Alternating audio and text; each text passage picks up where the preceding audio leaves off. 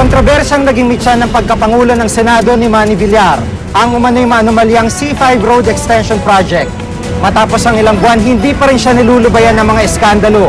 May katotohanan ba sa mga aligasyon kay Senador Villar?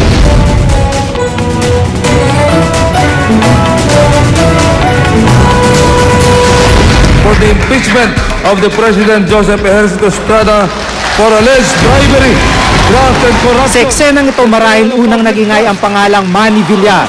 Impeachment, the same shall constitute the articles of impeachment. Bilang House Speaker ng Kamara noon, Constituting the articles of impeachment together with the verified resolution of endorsement. inendorso niya ang reklamong impeachment laban kay dating Pangulong Estrada. Kinalaunan, tumakbo at nanalong senador si Villar hanggang maluklok siya bilang Senate President. Having been elected position of Senate President. Pero mabilis ding nawala sa kanya ang posisyong ito. I have been informed just this afternoon that I no longer have the support of the majority of my colleagues. I now therefore formally tender my resignation.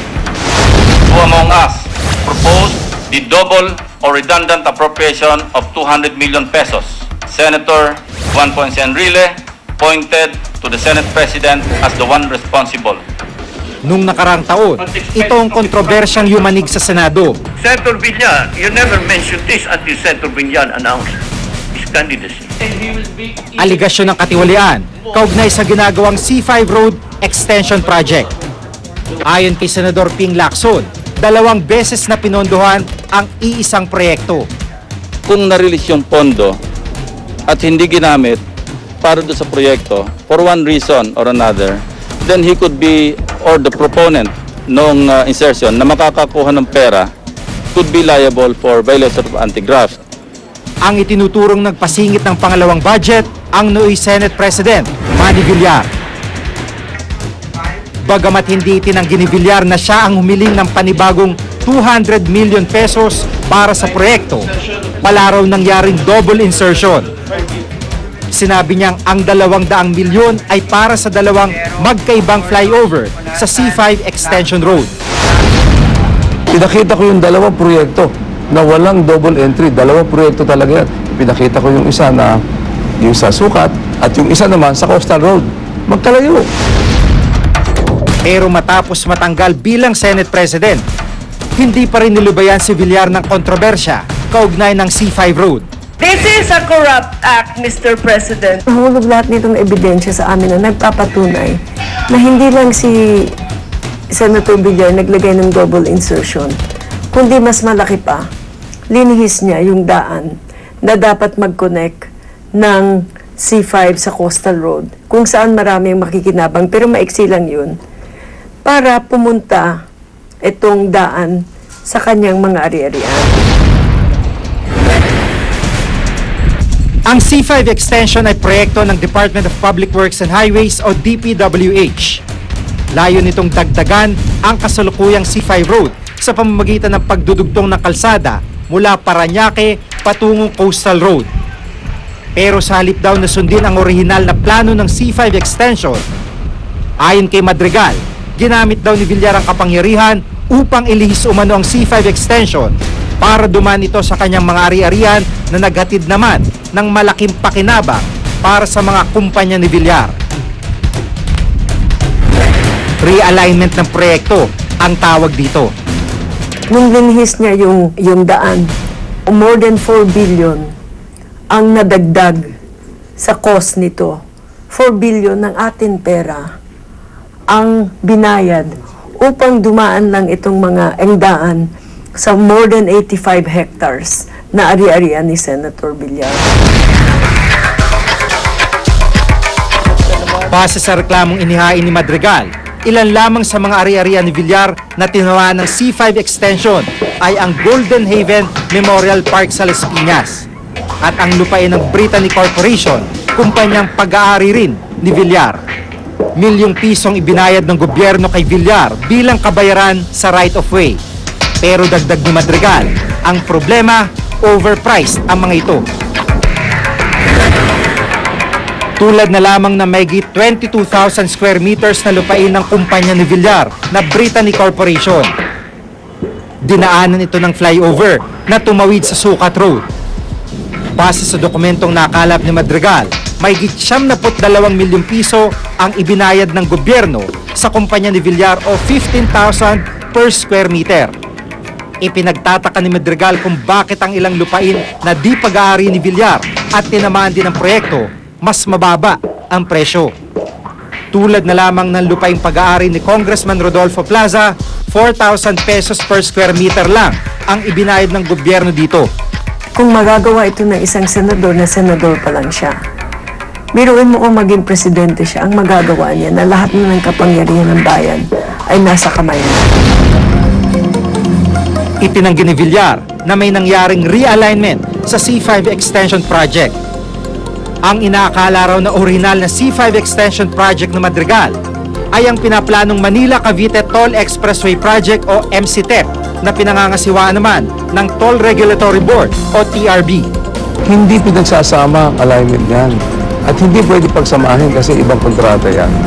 Kaya sana tingnan muna nila yung buong istorya at maliliwanagan nila lahat. Has nothing to do with flyover. Hindi nga kailangan na napakaraming flyover kung hindi niya linihis yung daan eh. Direkto na lang yung C5 to coastal. Dahil sa paglihis niya ng daan, nakinabang na nga siya, taong bayan magbabayad pa sa ilang flyover.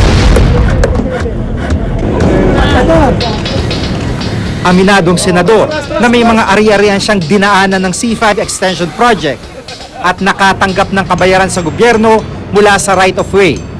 Ang presyo raw ng kanyang mga lupain ay itinatakda ng zonal valuation ng Bureau of Internal Revenue o BIR. Base raw sa pagsusuri ng BIR, mas mahal daw ang halaga ng kanyang ari-arian kumpara sa iba. Wala ka naman choice dyan. Zonal value yan. Pagka kinuha ng gobyerno ang lupa mo, zonal value ang bibigay sa'yo. Hindi ikaw ang nagdedetermine yan. Gobyerno ang nagdedetermine yan at hindi naman kayo nagdi-negotiate. Kung magkano lang ang zonal value, eh yun ang tatanggapin mo. Tikom ang bibig ng mga kinatawa ng DPWH tungkol sa issue. Ipinadala na raw nila sa Senado ang lahat ng mga mahalagang dokumento tungkol sa C5 Extension Project. So we have already submitted. Tapos na nasubmit na namin. So siguro hindi na kailangan na tayo kami magsasalita pa because there is already mayroon ng ongoing na Senate inquiry ngayon. Pero kung pinili man ng DPWH ang manahimik, isang paglilinaw ang ginawa ng Toll Regulatory Board o TRB. Tila sinang-ayunan ng ahensya mga sinabi ni Villar na dalawang magkaibang proyekto nga ang pinagtatalunan ng mga senador. The difference between DPWH projects at saka po ang TRB projects is that sa kanila freeway at ang TRB naman po tolled expressway. So kami po pinapayagan naming maningil ang ating mga investor kasi silang namumuhunan. Bigyan natin yung nasasagdal ng lahat ng karapatan niya. Nakita ng taong bayan ng isang miyembro natin na hindi gumagalang sa Senado, paano pa nating maasahan na gagalangan tayo ng taong bayan? Sa kasalukuyang investigasyon ng Senado sa reklamo laban kay Villar, 12 senador ang bumoto upang ipagpatuloy ang investigasyon. Total number of senators sa adopting the resolution will be 12. Good morning. Pero bigo pa rin sila kumbinsin si Villar na dumalo sa investigasyon. Politika lamang ito. Wala naman ang senador na nagsasalita na hindi mga presidentiable at saka yung complainant. Maganda dito, kung pumunta siya, isalungatin niya lahat ng ebidensya ko, makikita ng taong bayan yung fairness. Pero unfair rin na hindi siya pumupunta dito at sa media lang sinasagot. Hindi sapat yung patak sa media ka magpapaliwanag. Kasi as a senator, you're supposed to appear, no, and justify before your peers whether you did some things or not. Maraming detalye pang nananatiling hindi malinaw sa kontrobersya sa C5 Road. Kung ano pa man ang dahilan at interest ng bawat senador sa isyong ito, mawisa ng isinasagawang investigasyon sa paghahanap at pananaig ng katotohanan. Ako si Jigo Manikad at itong nakatala sa aking Reporter's Notebook.